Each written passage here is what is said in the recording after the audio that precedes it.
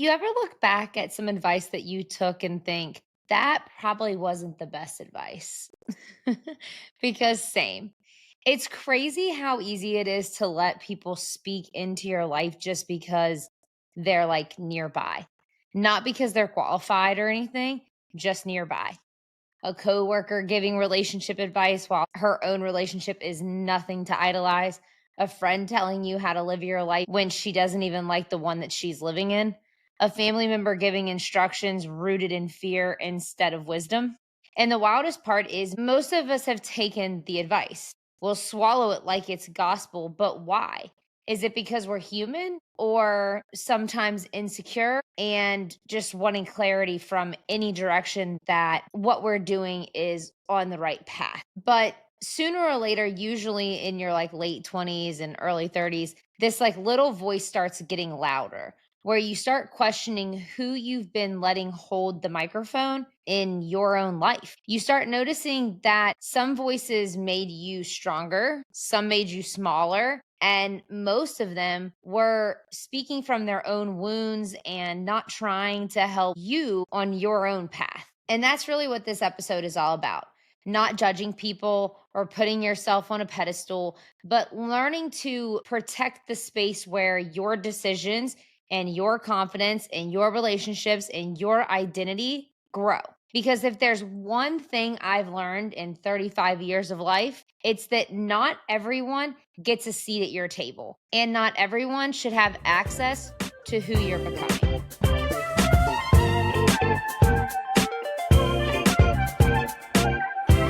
Welcome back to Chasing Stability. Today's episode is kind of going to feel a little different, I feel like. A little honest, a little grown, and maybe a little uncomfortable, but in a good way, a necessary way. Kind of like, yeah, I needed to hear that way.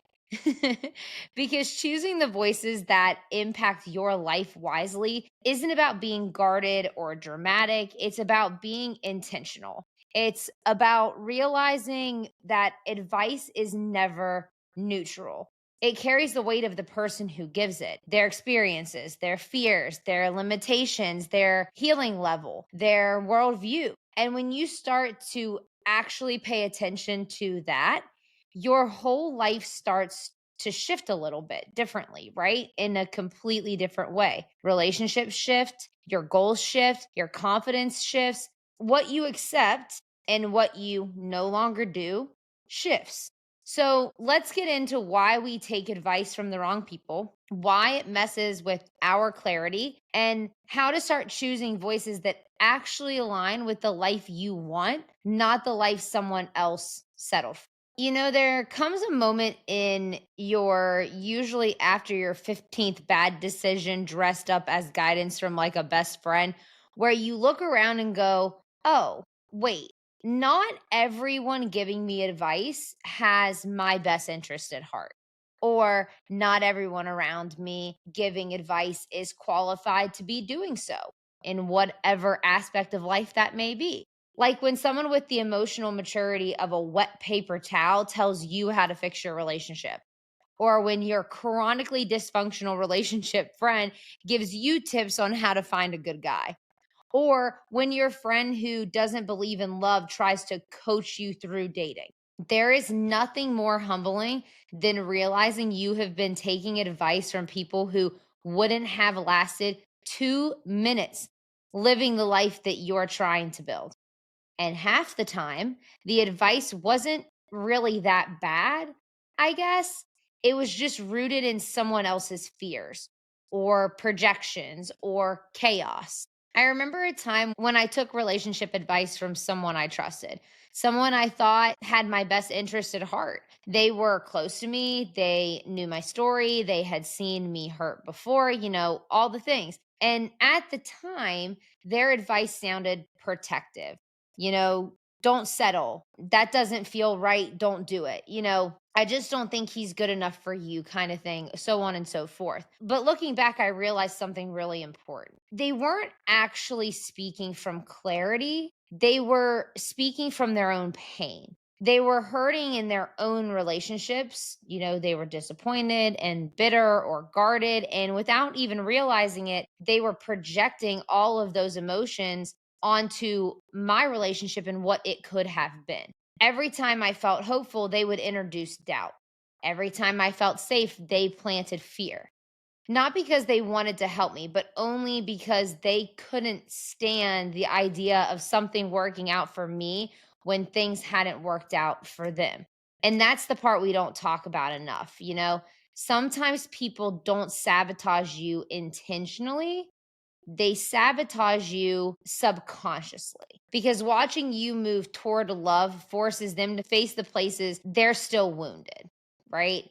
I started questioning things that didn't need to be questioned because of them. I started shrinking my excitement. I started confusing my intuition with someone else's unresolved trauma. And by the time I realized what was actually happening, I had already stepped out of alignment with what I felt was right for me, all in the name of listening to advice. And that was the moment I learned this: advice isn't always wisdom. Sometimes it's just pain speaking extremely loud from somebody else. And if someone hasn't healed the way they love, they can't guide you in how to be loved. It's funny in hindsight, honestly, looking back on it, right? But in the moment, you walked around carrying someone else's insecurity like it was truth.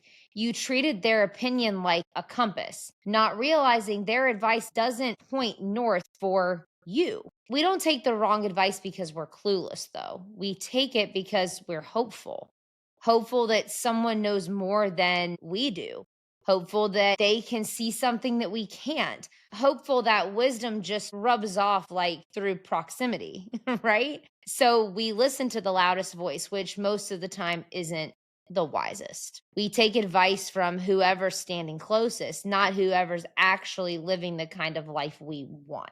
Because proximity feels comforting, familiarity feels safe. And sometimes we just don't trust ourselves yet. I remember a time I trusted advice not because it made sense, but because it felt familiar to what I would have usually done in that situation. And somebody else was kind of like confirming it. It came from someone who sounded like home, right? Someone who talked the way I used to be talked to, someone whose tone felt safe, even when their words were very limiting. Their advice didn't challenge me, it soothed me. It matched my fear instead of stretching my faith. It confirmed the doubts I already had instead of asking me to go deeper into my own being. And that's why I listened, because familiarity can feel like wisdom when you're tired, when you're overwhelmed, when you just want reassurance instead of the truth. They didn't say anything outright wrong. They just encouraged me to stay small, like play it safe, to avoid any type of risk, to choose what felt emotionally comfortable over what actually felt right. And at the time, that felt like support. But comfort isn't always guidance. Sometimes it's just an echo of who you've been, not who you're trying to become. I realized later that I wasn't following discernment. I was following my own familiarity. I was choosing voices that sounded like my past and my past self because stepping into something new felt extremely scary. And then there's the other side of this whole listening to somebody who feels familiar, the nostalgic factor. People who knew the old you love giving advice, even when they have no idea who the current you is anymore. It's like they froze you in time at 19 or 21 or 25 or whatever and never updated the software. And let's be honest, sometimes we take bad advice because it lets us delay making the hard decisions we already know we need to be making, right? Like you're sitting there like, oh, you think I should give him another chance too? Great. That feels way easier than doing what my intuition is like screaming at me to do. Bad advice feels like permission, but it's temporary comfort with long term consequences. Okay. But this is where discernment really starts to come in. The moment you stop asking who's talking and start asking, do I want my life to look like theirs? Because advice isn't just words. Okay. It's worldview, it's lifestyle, it's all their stuff, and it's being given to you, not knowing the whole story, only what they wanted to hear and relate to their trauma or life or whatever. So I made a little checklist of the questions you should be asking before you let someone speak any guidance into your life, especially relationships, but honestly, really any aspect of life. Okay, so here we go. Number one, do I want my life to look like theirs? This is the number one filter. If the answer is no, then why would you follow their blueprint? You wouldn't ask someone who hates their job for career advice. You wouldn't ask someone chronically heartbroken for relationship advice. You wouldn't ask someone who's never healed a wound how to bandage yours. It sounds obvious, and yet we do it every day. Number two, are they giving advice from wisdom or from wounds? Some people aren't advising you, they're projecting. If they're still bitter and still stuck and still scared, still unhealed, their advice is going to sound like protect yourself, don't trust too fast, expect disappointment, keep your guard up. That's not wisdom. That's trauma. And it's not yours to protect anymore, right? I mean, honestly, you have your own trauma. You don't need someone else's to come in and mix in with all of yours. Honestly, like, let's just be real. Number three, do they benefit from you staying the same? Okay. This one's hard, but it's definitely a real question that needs to happen. Some people love you. Sure, of course. But some people, they love you most when you're not growing. Your growth threatens the version of you they feel safest with, the version they can predict or manage or feel superior to. So they give advice that keeps you small. It's not necessarily the advice they'd give themselves if they were in the same situation as you, right? Number four, do they actually understand your situation? Half the bad advice we get comes from people who don't know the full picture of what's going on, which is wild because they sure do talk like they know everything about everything, right? Just because someone has lived through something doesn't mean they've lived through your something. Everyone's something is very different, even if it's the same. Spiritual advice hits different when it comes from someone who actually walks that walk. Relationship advice hits different from someone who knows healthy love. Career advice hits different from someone who's actually built something that has lasted. That's pretty obvious, right? Number five is, can they hold accountability without shaming you? The right person won't coddle you or crush you.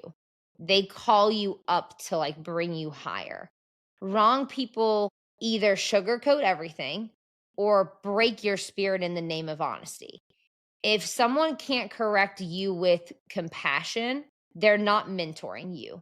They're managing their own emotions through you, right? They're kind of beating you down because they just don't want to beat themselves. Number six, do they want what's best for you or what's most convenient for them? Some advice is really just, I don't want you to change because then I might lose access to you. Or choose the path that inconveniences me the least. Real love doesn't need to control your direction. It just wants to see you move forward, even if it's somewhere they can't really truly go with you. So once you start filtering people's advice with like this kind of clarity, something changes. It shifts your awareness. You stop taking advice based on who's available and start taking advice based on who's aligned, like truly.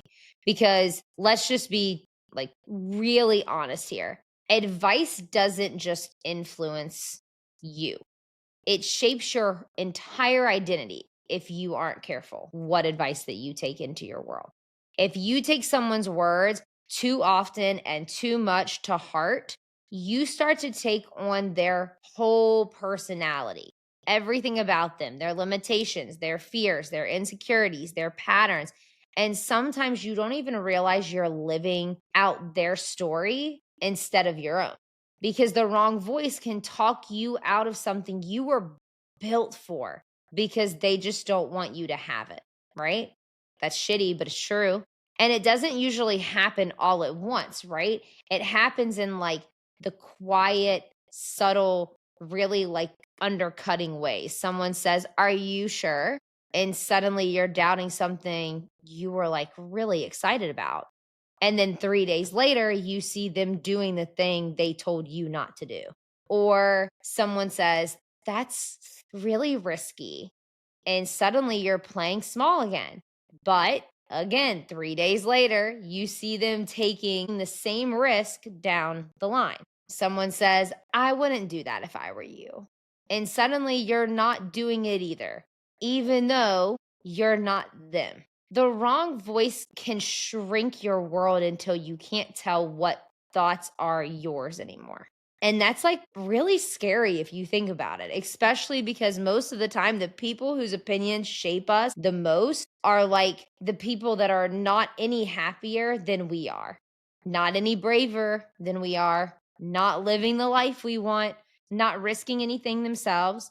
But we treat their voice like divine direction because we grew up conditioned to believe that outside voices matter more than internal truth.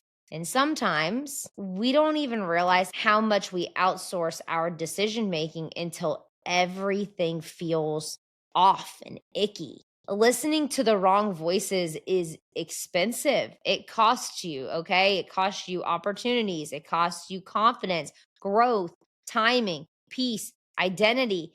And if you're not careful, it'll cost you your entire sense of self. But here's the part that hurts the most, in my opinion. Some of the biggest regrets people have in this life aren't from what they did, they're from who they listened to. And once you realize that, it changes the way you really view who you're going to listen to, because suddenly you start seeing advice extremely differently. You start hearing the source behind the suggestion, right? You start noticing the patterns. Is this wisdom? Is this projection? Is this rooted in love? Or is this rooted in jealousy? You become someone who filters, not someone who just like absorbs everyone's comments and opinions. And this is where your power really starts to shift. Because here's the thing, everybody smart in my life tried to teach me growing up, but I was too loud and lost to hear it. Discernment isn't dramatic, it's quiet. It doesn't scream, "This person is bad for you." It whispers, "This feels off. Let's look alive and pay attention." It's like the little like shrill you get up your spine. That whisper is something I used to override all the time because I didn't want to seem judgmental or like unkind or dramatic or too sensitive. But discernment isn't about judging people like based on like your first impression. It's about protecting the future version of you. I have multiple stories in my life, age ranges from like 12 to 35, where I had feelings about something or someone, situations, a friend, and I would tell somebody, and my friends would just be like, "Oh, no, you're crazy," or "Give them a chance, you're judging them." AKA, turn off all your pattern recognition and just chill. But I wish I had a pie chart to show you how many times I ended up being right when I should have listened. Judging someone is not the same as seeing a pattern from hurt you've experienced or situations you've been in before. That's just you growing aware and being able to pick up on things, growing to know yourself and growing into the future you that you truly want to be, right? Or who you want to protect. It's that internal pause that says, this advice doesn't feel like it was meant for the life I'm building, or this person loves me, but they don't lead themselves well enough to lead me. And it sounds harsh, but it's not meant to be harsh and it's not meant to be mean. It's self respect in spiritual form, right? Discernment is what helps you separate voices that guide you from voices that guilt you, voices that challenge you from voices that drain you and try to hurt you, voices that see your potential from voices that fear your growth. Your life will always expand or shrink to the level of the voices you listen to. If you surround yourself with fearful people, you'll play small. If you surround yourself with bitter people, you'll become bitter too. If you surround yourself with unmotivated people, your dreams will feel unrealistic or unattainable. And if you surround yourself with people who only know survival, you'll never learn how to build a foundation. Discernment isn't just about avoiding the wrong voices, it's about recognizing the right ones when they show up. And that brings us to the next checklist I created. How to spot the voices you should listen to. And here we go. Number one, people living with integrity, not perfection. People who don't just talk value, but walk them. People whose character stays the same whether someone's watching or not. There are very few in between people that act the same behind closed doors and when people are watching, just so you know. Number two, people who build, not break. If someone's advice consistently leaves you feeling smaller or quieter or less confident, that's not your mentor. They're using you as a mirror of their own insecurity. Number three, people whose lives reflect what they preach. Not the loudest voices, not really the smallest voices either. The voice whose fruit matches the tree. Pretty self explanatory. Number four, people who want to see you win, even if it inconveniences them. True supporters do not compete with you, they amplify you no matter what. There's enough room for everybody to win. Number five, people who speak to your potential, not your fears. The right voices won't let you settle for versions of yourself you've already outgrown. Number six, people who tell you the truth with tenderness. They correct you without crushing your soul. They hold you accountable without humiliating you in the process. They encourage you without enabling you. So much difference there, like ends of the spectrum. And finally, your own voice once you can hear it again. That's the real switch, though. Once you start filtering out all of this noise, your intuition starts to get louder. Your peace becomes recognizable. Your direction becomes way clearer because the goal was never to gather more voices. It was to identify the ones that align with who you're becoming. At some point, you're filtering out all of this noise and realizing half of the people you once listened to shouldn't have had that much access to your decisions anyway. You hit this moment of like, wait, why did I stop trusting myself in the first place? And honestly, I believe it's because somewhere along the way, other people's voices got louder than your own. That simple. The criticism, the expectation, the opinions that you never asked for, the advice that was really projection from a friend. Little by little, your authority slipped out of your hands from your own decisions.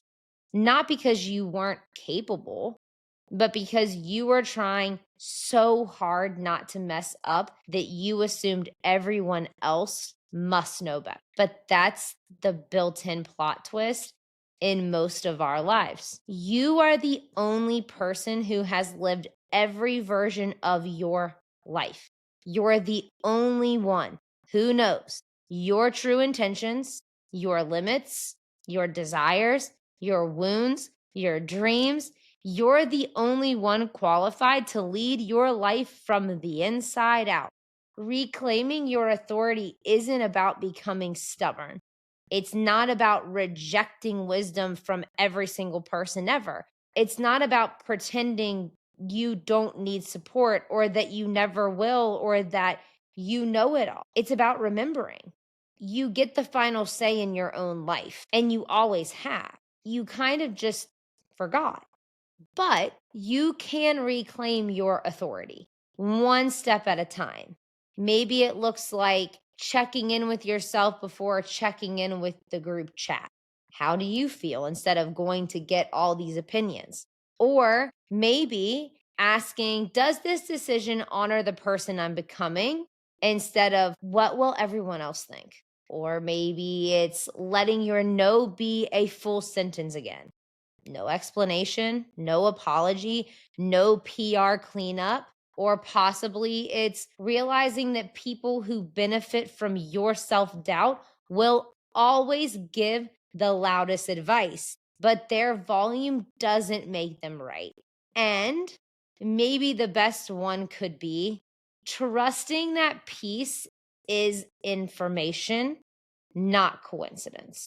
When you reclaim your authority, some people will get super uncomfortable, not because you're doing something wrong, but because you're no longer easy to influence. You stop being predictable. You stop being like moldable. You stop being available for the version of you they preferred, the one who needed them more than she needed herself. Mm. Reclaiming authority is a reintroduction. It's kind of like, hi, yes, I am the main character in my own life again. Thank you very much. It's unapologetic, it's grounded, it's a little scary for sure. Yeah, but it's also extremely freeing. And once you start making choices from inner authority instead of outer approval, your life stops feeling so damn chaotic. Your direction becomes so clear to you. Your intuition feels trustworthy again because the truth is, your life was never supposed to be a democracy. It was always meant to be guided by the one person who actually lives it from beginning to end. Every situation, you've been there. You can't keep becoming a stronger version of yourself while taking advice meant for a weaker version of you. You outgrow voices just like you outgrow identities. Some people spoke to the insecure you, the people pleaser you, the tell me what to do because I don't trust my own judgment yet you. And that's okay because at the time she needed them a lot. But now you need voices that speak to your potential, not your fears, your growth, not your guilt, your future, not your past. You've got to close that gap. Okay. Choose advice that aligns with the life you're building, not the one you're leaving. If someone isn't living in the direction you want to grow, their opinion should have absolutely zero influence on your path forward. Ask better questions, not what would they do, but what feels authentic to me. Let your intuition graduate, let it move up. It's not guesswork anymore. It's wisdom collected from everything you've survived. Recognize when someone's advice comes from their wounds, not your needs. You don't need to adopt someone else's trauma response as your personality. Allow your circle to shift without forcing anyone to leave. You can love people and still not take direction from them. it's perfectly fine. Match the counsel you seek with the version of you you're trying to become. If you want big love, you talk to people who live with open hearts and who live in big love. If you want stability, you talk to people who've built it. If you want peace, you talk to people who guard their peace like it is a treasure, because the person you're becoming deserves voices that expand you, not ones that shrink you back down into who you used to be. And when the voices around you finally start matching the identity that you want to be inside of you, that's when the gap finally closes. That's when your confidence feels natural. That's when your decisions stop feeling like risks and start feeling like alignment. That's when you realize you didn't just choose better voices, you became a better voice for yourself. So let's wrap it up here then. Your life becomes clearer the moment your influences become clear. You don't need a bigger circle, you need a wiser one. You don't need more opinions, you need aligned voices. You don't need constant validation, you need inner authority. And if you've ever wondered why your intuition felt quiet, it's probably because it had to compete with way too much noise from everyone else, but not anymore. You're learning how to trust yourself again, okay? You're learning how to choose guidance that feels grounded, not confusing. You're learning how to lead your own life with a level of conviction younger you would have been proud of, wouldn't even have recognized, right? That's the whole point. Because when you start choosing your voices wisely, you stop living your life on borrowed direction and start building a life that actually feels like your own. So, if this episode hit you straight in the gut, we can be a little happy because you found some like-minded people. So now send it to someone that you know who you think needs to be reminded that not every voice deserves a seat at their own table.